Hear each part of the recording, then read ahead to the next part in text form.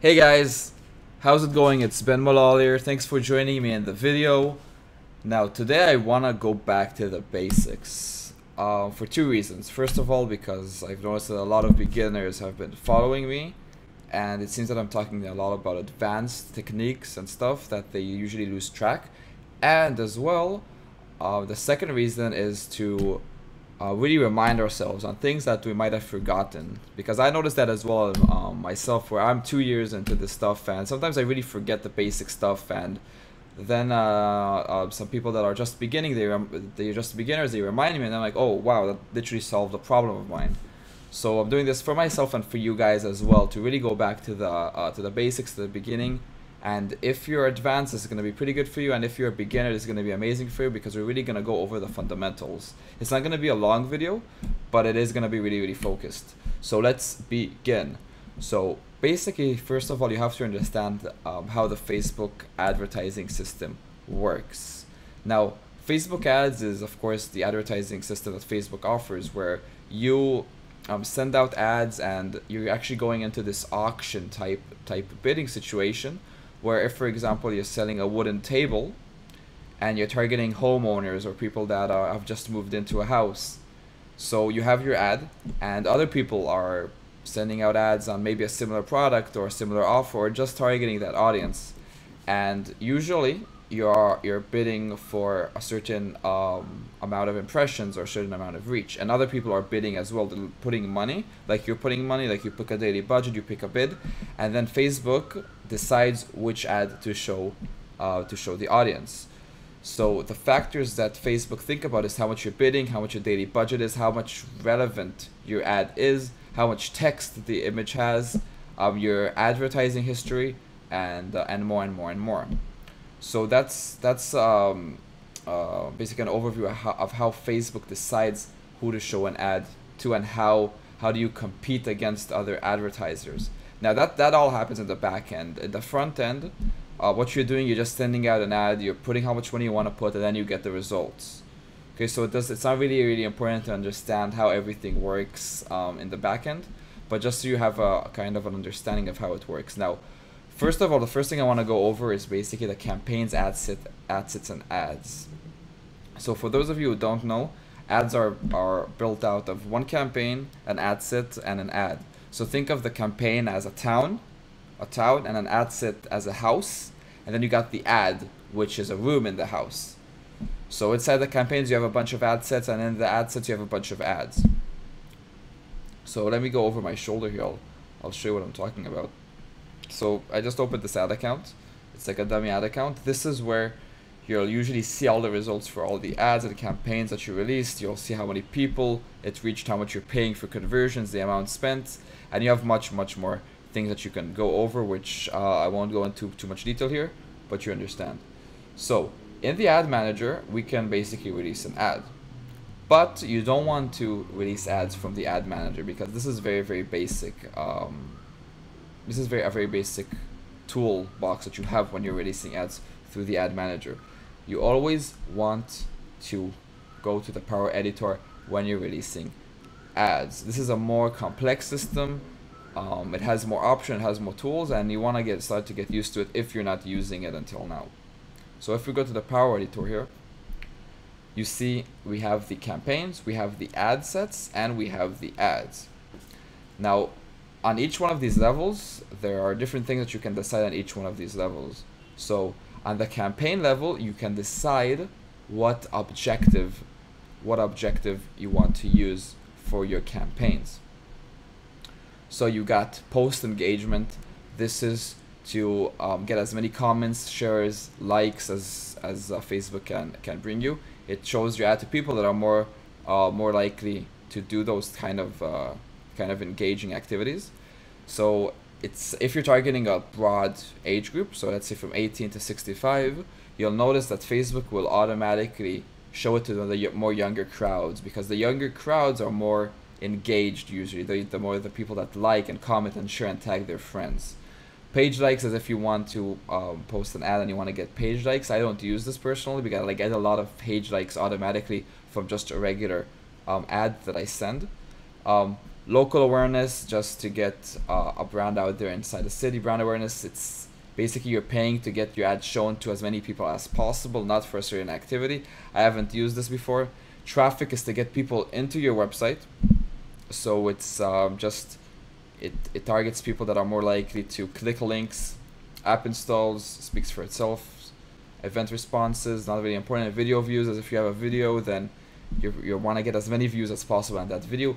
Lead generation, this is something that that's pretty new. I think it came out like a month ago, 2 months ago, where you have a lead page inside Facebook. Actually, it's not, you're not directing them to a different landing page. They're actually you're getting their information directly from Facebook. So it's actually really efficient because they don't really need to sometimes put their information. Facebook automatically extracts their information from their profile. Conversions, this on the conversion ad, I literally have dozens of videos where we really go deep into how this works, because the conversion ads are basically based out of your pixel, which I'll go into it soon. But in a nutshell, it's all the things that happen outside of Facebook. So all the other everything here happens inside Facebook. All the other things are called conversions. They happen outside Facebook. So if somebody buys a product from your store, if somebody adds to cart, if somebody you get a lead from your landing page, you get a sign up, you get a registration, you get a view content when somebody goes to your website and sees a page, that's a conversion. That happens outside of Facebook. Everything else happens inside of Facebook. Conversion happens outside of Facebook using your pixel. That's how Facebook tracks everything. Okay, then offer claims, product catalog sales, where you have catalog, where you can show, you can extract your catalog from your store and put it right into onto Facebook.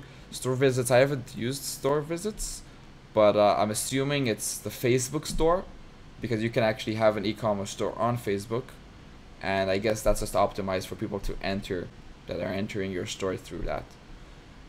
So the campaign name, I usually always call the campaign name the name of the product or the offer that I'm selling, or the marketing campaign that I'm doing. So in this case, let's say I'm doing the wooden table that I talked about before, and I'll always put the name of the objective as well. So let's just start with traffic. No, let's start with post engagement basically, because I usually the ones that I usually do is post engagement, traffic. Traffic is clicks to website. They changed the name for some reason, and video views and conversions. Those are the 4 types of ads that I do. So post engagement, wooden table. This is just a demonstration. Of course, I'll go over all the ad objectives soon, and then I'll put the name of the ad objective. So page post engagement, I just call it the PPE. I'm sure a lot of you have heard that before.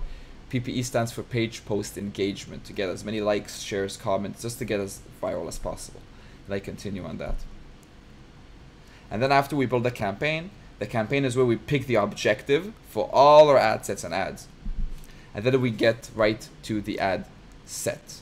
And in the ad set we can pick the location, the ages, the genders, the languages, the targeting. So let's just say I'm targeting homeowners. Let's say family-based households. Of course, I never target so fast. I always do a big intensive research, which I think I have a few videos on that, but I'll go over it as well shortly. So family-based households. Now placements is where you want your ad to be shown. Okay, now I know Facebook just tells you I recommended automatic placements, but I don't want you to think that because Facebook recommends that, we're just gonna play it safe and just go with the recommendation. Because don't forget, like in case you don't know this, Facebook is doesn't always know the best solution for you. Even though you might think it does, it doesn't always know the best solution for you. So automatic placements will just show your ad on Instagram, on Facebook, on Audience Network, and just like optimize through that. Now we don't want that for 2 reasons. First of all, because we want to divide the placements. We don't want one ad to be shown to desktop, to mobile, to desktop right column, to Audience Network, to Instagram. We don't want that. If we decide to show our ad to Instagram, and we decide to show our ad to newsfeed, and we decide to show our ad to right column, we're gonna give each placement its own separate ad. Okay, because we want to really calculate the results. If everything is on the same ad set, we won't be able to calculate it efficiently. we want to be able to see what works better. So if I want to target the newsfeed and I want to target Instagram, I'll have one ad set that's only targeting Instagram and one ad set that's only targeting the mobile and desktop newsfeed. So for example, what we're gonna do here is I'm gonna remove Instagram, for example. I usually target mobile and newsfeed, mobile and desktop, sorry, on the same ad set, and I don't target audience network. I've actually never used audience network, just because I see really good results with just using the default. So mobile and desktop is one ad set that I usually do. Right column I do as well, but I will give that a separate ad set, and of course it depends on the type of offer. Most offers, e-commerce for example, you're probably not gonna be really efficient with right column unless it's retargeting. Okay, but for now, mobile, desktop, budget, your daily budget, and don't be afraid to put $5, $10 if your offer is a cheap offer. So the cheaper the offer that I'm actually, the cheaper the product or the offer or the service that I'm selling, then usually I'll give it a lower budget. Not because I'm cheap, but because I'm testing this way, and once it works, then I'll basically increase budgets. So if I'm selling a $3 product, a $5 product, even a $20 product, I might do $5 ad. As well, if I'm trying to get emails, I'll do a $5 to $10 ad. If I'm selling a more expensive product, like a $30, $40, $50, $100 ad, then I might consider giving it a higher budget, even on the testing phase, because we want Facebook a little bit more threshold, I think is the word for it. We want Facebook to have more threshold to find those buyers, because the more expensive the product is, the more harder it is to find those buyers. So we need to invest more money. So $5 is going to be really slow. You get the point. So we got the budget, we got the schedule. Now you have two scenarios. You can either just let the ad run and not stop unless you stop it manually, or you give the ad a time frame. So you give the ad 1 week, for example, 2 weeks, 5 weeks, whatever. I personally don't see a reason to give it a time frame, because I go over my ads pretty much every day. So when I decide to close an ad, I just close it. I don't need to tell Facebook, okay, run for a week, and then it closes after a week. I understand though people that do that when they don't have time, when they want to do a test and they don't have time to go over it every day.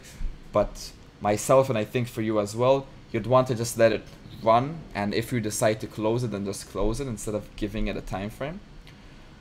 Optimization for ad delivery. Now this is a little bit more advanced, where usually you just want to go with what Facebook recommends, because you have the campaign, and if we're doing a PPE, then obviously we want to optimize for post engagement, but we can optimize for impressions, daily unique reach.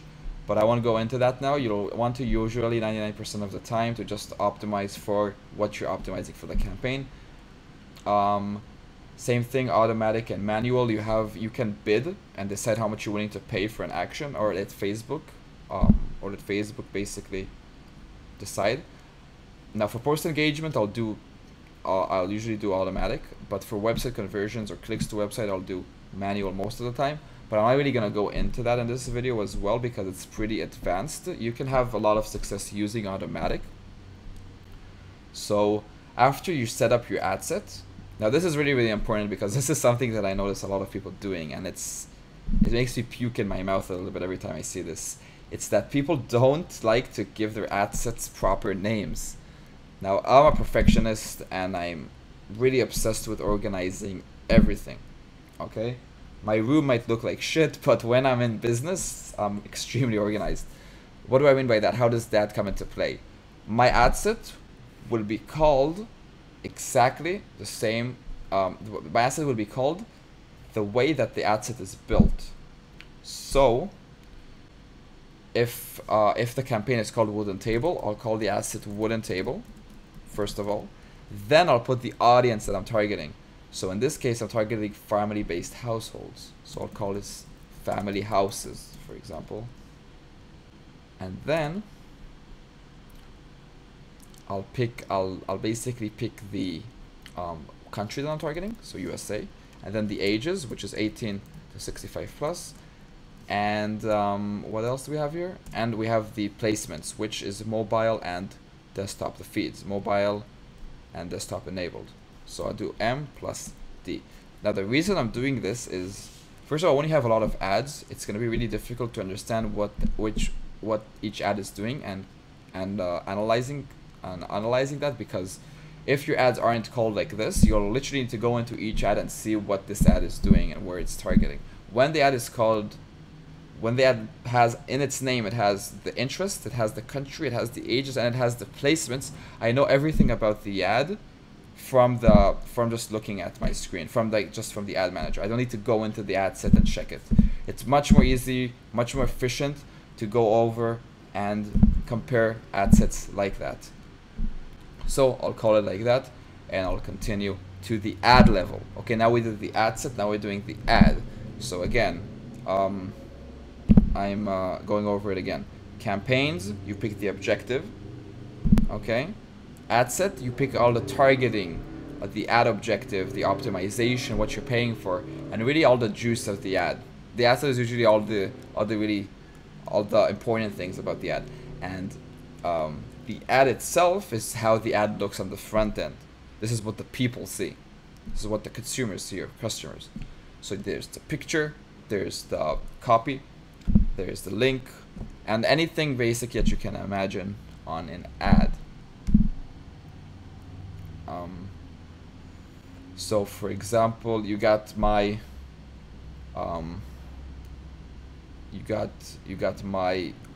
post here, just like it took it automatically from my page, but you'll want to create an ad here. Now you have two kinds of ads that you can create. You can either create a link ad, where a link ad is like a 1200 by 628 dimension ad, where when you click the image, it directs the person to your website. Or you could create a photo ad. It's a post ad where when you click the image, it just opens up an image. I'm pretty sure you're aware of both of the types, but again, there's a photo ad and there's a link ad. A link ad is a photo which is like more of a letter type thing. It's 1200 by 628 dimensions, the pixel dimensions, where when they click it, it directs them to the link. And there's the regular image ad, where it's you decide basically the size, but it's usually like 1200 by 1200. It's a complete square. So when they click that, it just opens up for them. Me myself, if I'm doing e-commerce, or I need to showcase a product, the product is the main thing here. I'll usually do a post ad, so a photo ad, not a link ad. But when the main thing isn't the product itself, is just to direct them to a website. So if I'm sending an information product, or if I want to get people to my landing page, or I want them to fill out a survey or something like that, I'll do a link ad. So you have a photo ad, you have a link ad. Okay, in a nutshell, if you're doing e-commerce, you'll probably have better chance in doing a photo ad and then putting a link in the text of the ad. The text of the ad is just what appears here at the top. Okay, so do I have something? Yeah, sorry for the bad quality, but this is an example here. So you got this ad. Now he didn't, the person here didn't really put the correct dimensions, so it doesn't really look that good. But usually it will be on the whole. I want to try to find something actually better to just check that. Okay, so this is a good example for a photo post where it just has a photo, where when you click it, it's just opens up the photo, enlarges the photo. And here you have link ads, where it's more of a letter type post, where when you click it, it directs you to the website. Okay, so if you're into e-com, you'll probably want to do a photo post if you're selling a product and the product is the main thing. And if you're doing something else like lead generation, or you just want to get people to the website, like maybe to read your blog posts or whatever, then a link ad would probably work better. And this is the right column, by the way. So right column is just a placement. I forgot to talk about that, but in the ad set, remember when we had the ad set, we could pick mobile, desktop, right column, Instagram. So this is right column. This is the ads that you see on the right hand side, which again usually doesn't work for, at least for me, for e-com products most of the time, unless I'm retargeting. So I hope that answers some of your questions. Okay, so next I want to talk a bit about the Facebook pixel. Now this is a very, very, very controversial type subject, because everybody says different things about it. But the fundamentals of the Facebook pixel is as follow. This is how Facebook interacts with your website, with your blog, with your store, with whatever you have. It's a tracking code that's installed on your webpage, on your website, and one, it tracks all the actions that happen on your website. So if somebody puts their email, subscribes to you, buys a product from you, adds something to cart, goes over a few of your products, it tracks that. Okay, Facebook gets that data. It stores that data.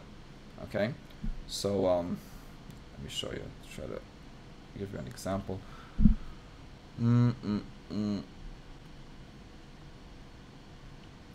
So I have a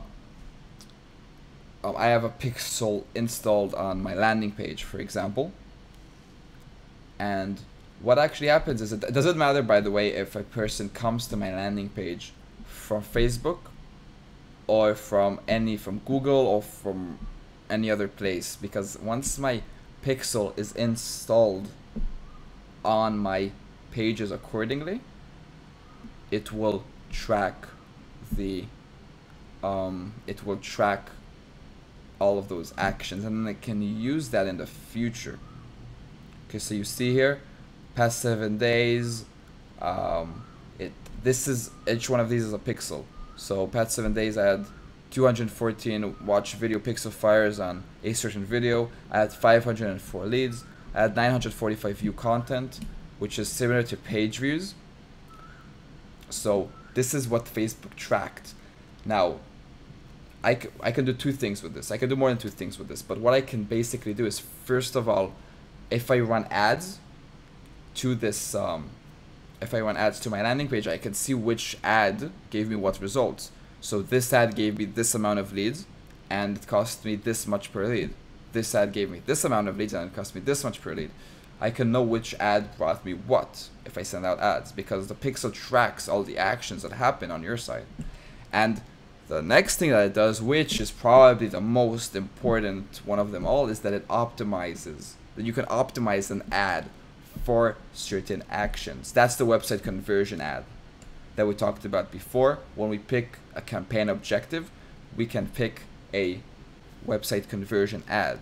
So if I want more leads, I can target a certain audience and optimize. I pick a website conversion ad and I optimize for those leads. So let me just show you what I'm talking about here. So basically, it's extremely powerful when you have traction going on in your store, in your webpage, and whatever you have, because then Facebook learns about the people that took those certain actions on your store, and then you can release ads and optimize for those certain actions. So I already have a campaign that's optimized for a certain action. I'll just create another one to show you what I'm talking about.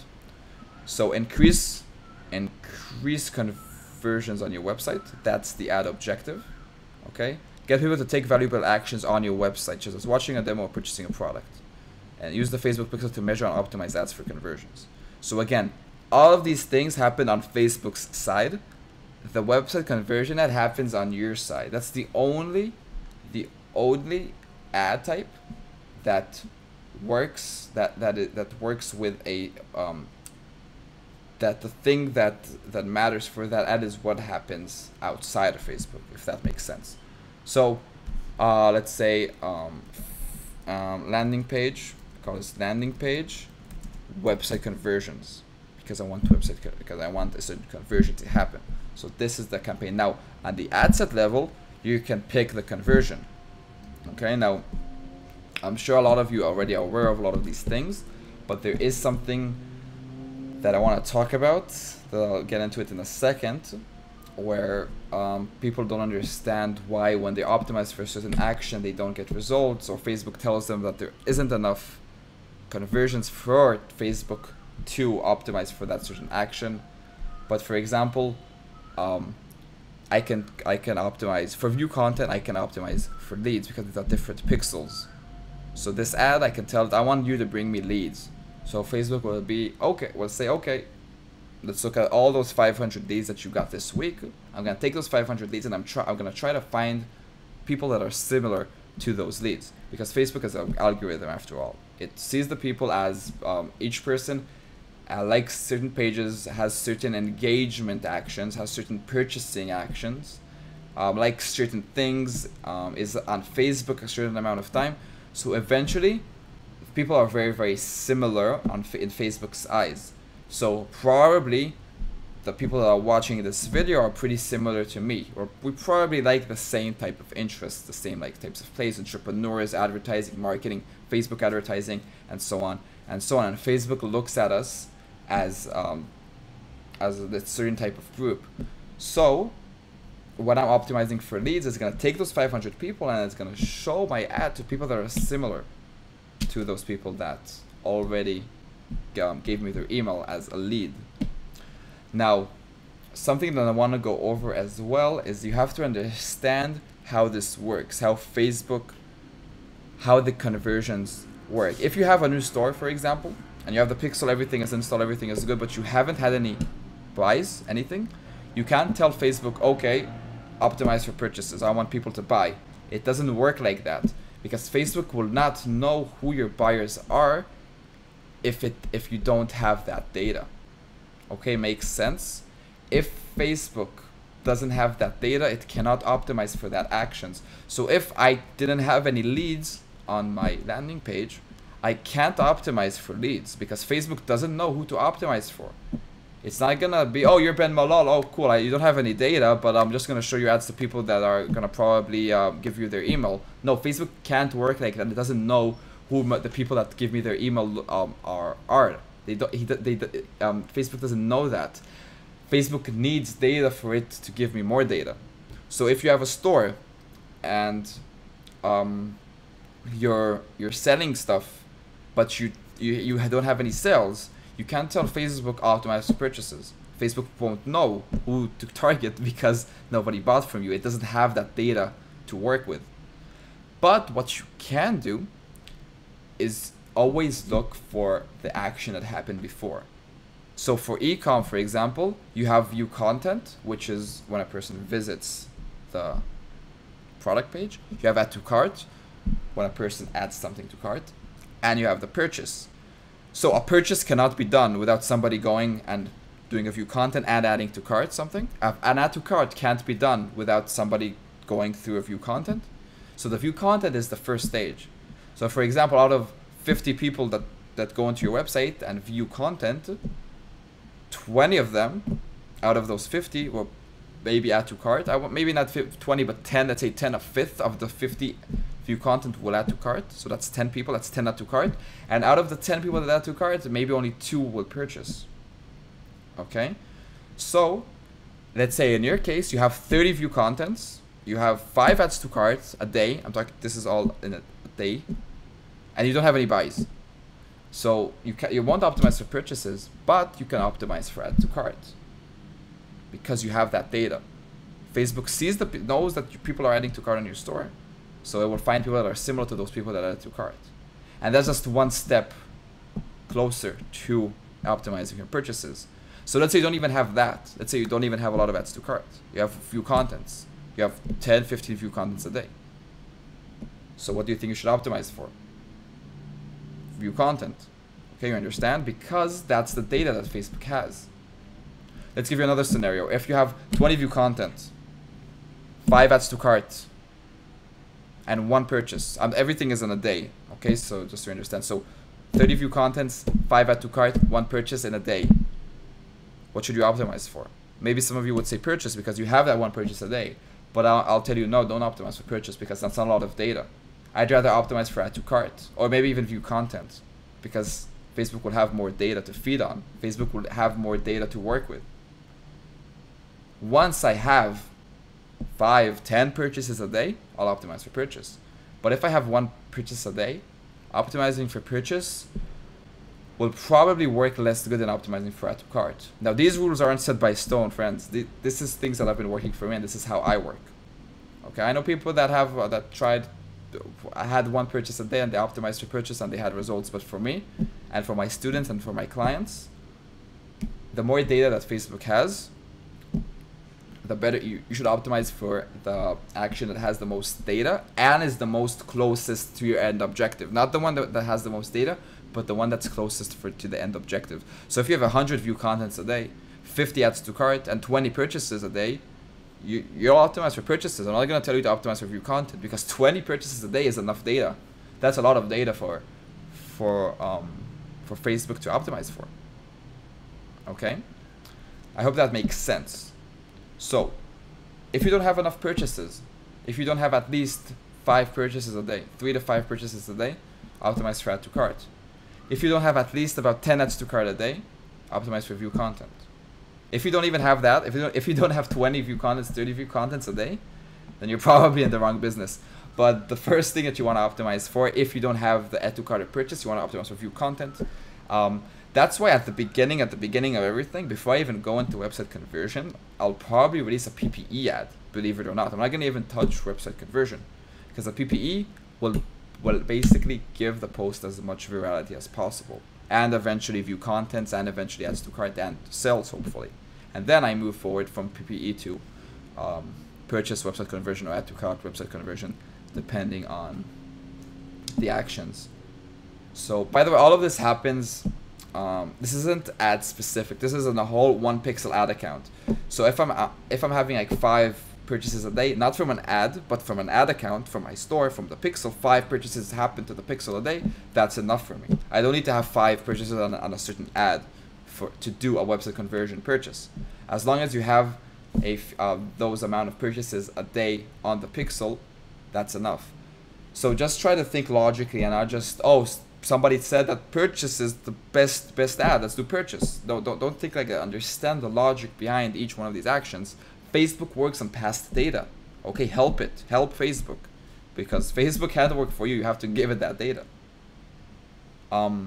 So same thing. When I had my landing page, I didn't always optimize for leads. I didn't have that many leads. I had maybe a lead a day, 2 leads a day. That wasn't really good for me. So I would have either optimized for clicks to website, which is a certain ad objective, or I would optimize for view content. Because view contents I had plenty a day, but leads I didn't have plenty a day. Now I have plenty of leads a day, so Facebook has enough data to optimize for leads. Yeah, okay, so I hope that made sense on the website conversion side. Of course, there's much more to go into, but that's in a nutshell. What else should we go over here? Targeting. So yeah, targeting, I have literally an hour video on this, but just I'll go over this a bit so you understand how it works. Now, targeting is what is basically the audience that you pick to target. This is one of the most important aspects on Facebook as to who you target, because you have the ages, you have the country, you have the gender, and then you have the interest, the detailed targeting. So, 1 second, back is killing me here. So what you'll usually use to target is the Audience Insights tool. So the Audience Insights tool lets you really research a certain interest. Okay, you see the amount of women, the amount of men, the percentage of ages, what pages do they like, their locations. So now it's just showing us the entire United States, 250 million. But the second I'll put an interest here, so let's think of let's do babies. So now usually these interests are really broad. Okay, it's not a specific interest. So let's say I write baby and I just target baby shower. Okay, so baby shower gives me 3 to 3.5 million. Now that's probably a big audience, and we'll probably not target that. And the way I look at it is, if the page likes aren't related to the niche, then I'll probably not target that interest, because these 3 million to 3.5 million, that's what this interest, that's the baby shower interest, has these people inside an interest. So when you're targeting the baby shower interest, you're actually targeting this audience. And when you're targeting this audience, what this audience likes is these pages. So if these pages aren't related to your niche, then that 3 to 3.5 million people are probably not gonna do you any good. Okay, and I can already, like, just by looking at this, I don't even need to go into the pages to see that this literally has nothing to do with baby shower, because it's just like a lot of Spanish pages here I see. For some reason, I don't know why it's that, but like, I would just for the sake of it, we'll go into and check these pages. Usually I want to see the pages and see for sure if it's not related, but I'll probably not target this. As you can see, we have here things that aren't related to baby showers at all. So we got this furniture type page. I don't even know what this is. And another page here that's cookies or random page that publishes quotes. So if I'm gonna target, if I'm gonna sell a baby product, and I'm gonna target this interest, I'm gonna probably have a bad time. Okay, I'm gonna probably have a really bad time. So a smarter thing to do is to go in, do a little bit of Google research. Okay, our good friend Google, and try to go into the mind of a person that just had a baby. So a person that just had a baby will probably go and check baby magazines.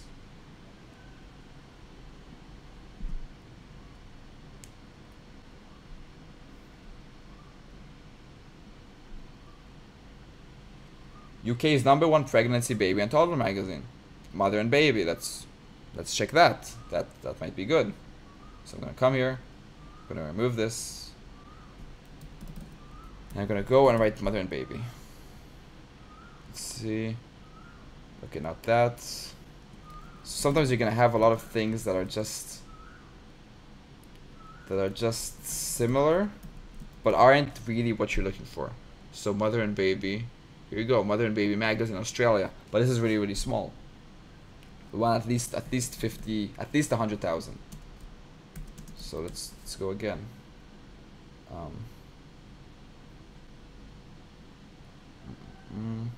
Okay, let's try a different one.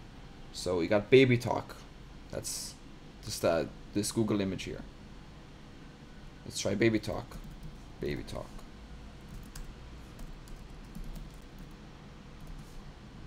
Baby Talk magazine. Too small again. Pregnancy and Newborn magazine. Let's check that.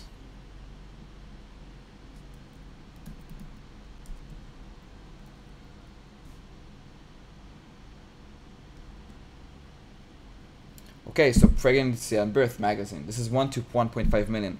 This is pretty big as well. But just look what we get here. These 1 to 1.5 million people are probably really, really related to the baby niche, because you got here baby chick deals for mommy, baby prepping, breastfeeding, cutest babies, pregnancy, stylish. I don't know about stylish, but about 80%, if not more, of these pages are related to the baby niche, which is a great thing for us, because if we're gonna target this, we're probably gonna really ace that targeting, because they like these pages. If we target baby showers, that's gonna be pretty shitty, because you saw what they like. But Pregnancy and Birth magazine, these people like babies. These people are probably moms with newborns, moms that are expecting, parents that are expecting. So we're gonna have a good time with this interest.